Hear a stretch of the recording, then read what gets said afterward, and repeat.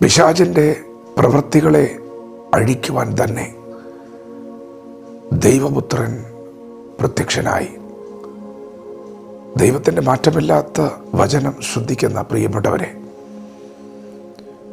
പാപം ചെയ്യുന്നവൻ പിശാചിൻ്റെ മകനാകുന്നു. പിശാച് ആദ്യം മുതൽ പാപം ചെയ്യുന്നുവല്ലോ. എന്നാൽ പിശാചിൻ്റെ പ്രവൃത്തികളെ അഴിക്കുവാൻ തന്നെ ദൈവപുത്രൻ പ്രത്യക്ഷനായി. നിങ്ങളുടെ ജീവിതത്തിൽ യേശു വന്നിരിക്കുന്നത്, നിങ്ങളുടെ കുടുംബത്തിൽ യേശു വന്നിരിക്കുന്നത് പിശാചിൻ്റെ പ്രവൃത്തികളെ അഴിക്കുവാനാണ്. പ്രിയപ്പെട്ടവരെ, നിങ്ങൾ ഭയപ്പെടണ്ട, അധൈര്യപ്പെടണ്ട, നിരാശപ്പെടണ്ട. നിങ്ങളെ രക്ഷിക്കുവാൻ യേശു നിങ്ങളുടെ വീട്ടിൽ വന്നിട്ടുണ്ട്. ദൈവമാണ് കുടുംബത്തെ സ്ഥാപിച്ചത്. ദൈവം സ്ഥാപിച്ച കുടുംബത്തിൽ സമാധാനമുണ്ട്. ദൈവത്തിൻ്റെ കുടുംബത്തിൽ സന്തോഷമുണ്ട്, ഐക്യതയുണ്ട്, ദൈവമുണ്ട്. എന്നാൽ ഇന്ന് പകൽ നിങ്ങൾക്ക് സമാധാനം അനുഭവിക്കാൻ കഴിയുന്നില്ലേ?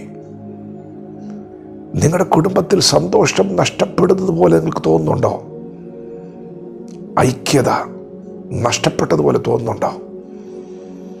പ്രിയപ്പെട്ടവരെ, അത് പിശാചിൻ്റെ പ്രവൃത്തികളാണ്.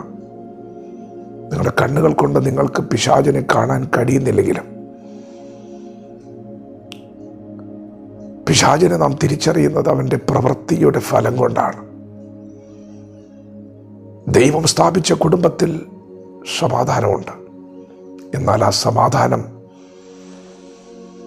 കവർന്നെടുക്കുന്ന ഒരു അനുഭവം നിങ്ങൾക്ക് ഇന്ന് പകലുണ്ടെങ്കിൽ നിങ്ങളുടെ കുടുംബത്തിൽ പ്രവർത്തിക്കുന്ന ഒരു ശക്തിയുണ്ട്. നിങ്ങളുടെ തലമുറകൾ ദൈവഭയമുള്ളവരാകണം, അച്ചടക്കമുള്ളവരാകണം, അനുസരണമുള്ളവരാകണം. ദൈവത്തിൻ്റെ കുടുംബത്തിൽ അങ്ങനെയാണ് വേണ്ടത്. എന്നാൽ ഇന്ന് പകൽ നിങ്ങളുടെ വാക്ക് കേൾക്കാത്തതുപോലെ, നിങ്ങളെ ഭയപ്പെടാത്തതുപോലെ, ഈ ലോകത്തിൻ്റെ മോഹങ്ങളിലൂടെ നിങ്ങളുടെ തലമുറകൾ സഞ്ചരിക്കുന്നുണ്ടെങ്കിൽ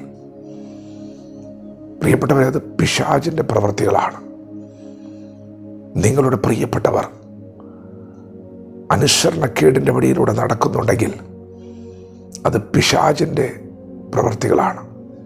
എന്നാൽ ഇന്ന് പകൽ നിങ്ങൾ ഭാരപ്പെടേണ്ട, യേശു നിങ്ങളുടെ വീട്ടിൽ വന്നിട്ടുണ്ട്. യേശു വന്നിരിക്കുന്നത് രക്ഷിക്കാനാണ്. യേശു വന്നിരിക്കുന്നത് പിശാചിൻ്റെ പ്രവൃത്തികളെ അഴിക്കുവാനാണ്. നിങ്ങൾ ഭാരപ്പെടേണ്ട, നിങ്ങളുടെ ജീവിതത്തിൽ ഒരു ദൈവപ്രവൃത്തി വെളിപ്പെടാൻ പോവുകയാണ്. ഇന്ന് പകൽ നിങ്ങൾ യേശുവിനോട് പ്രാർത്ഥിക്കാമോ? യേശുവേ, എന്നെ സഹായിക്കണമേ എന്ന് പറയാമോ? യേശുവേ, എൻ്റെ തലമുറയെ സഹായിക്കണമേ എന്ന് പറയാമോ? നിന്റെ ഭാരം യഹോവയുടെ മേൽ വെച്ചുകൊള്ളുക, അവൻ നിന്നെ പുലർത്തും. നീതിമാൻ കുലുങ്ങിപ്പോകുവാൻ അവൻ സമ്മതിക്കുന്ന ദൈവമല്ല.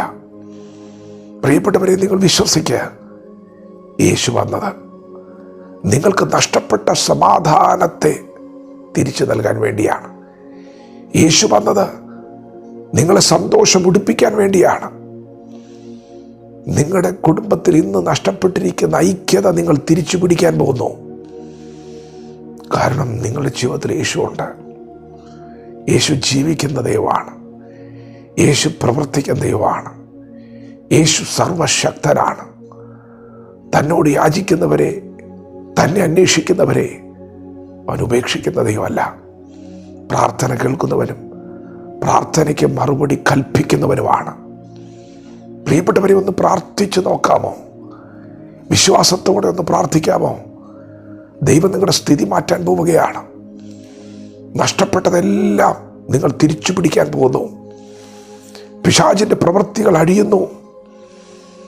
നിങ്ങൾക്കൊരാൾക്ക് വിശ്വാസമുണ്ടെങ്കിൽ, നിങ്ങൾക്ക് പ്രാർത്ഥിക്കാൻ കഴിയുന്നുണ്ടെങ്കിൽ നിങ്ങൾ ഒരുവനെ കൊണ്ട് ദൈവം നിങ്ങളുടെ കുടുംബത്തെ നേടാൻ പോകുന്നു.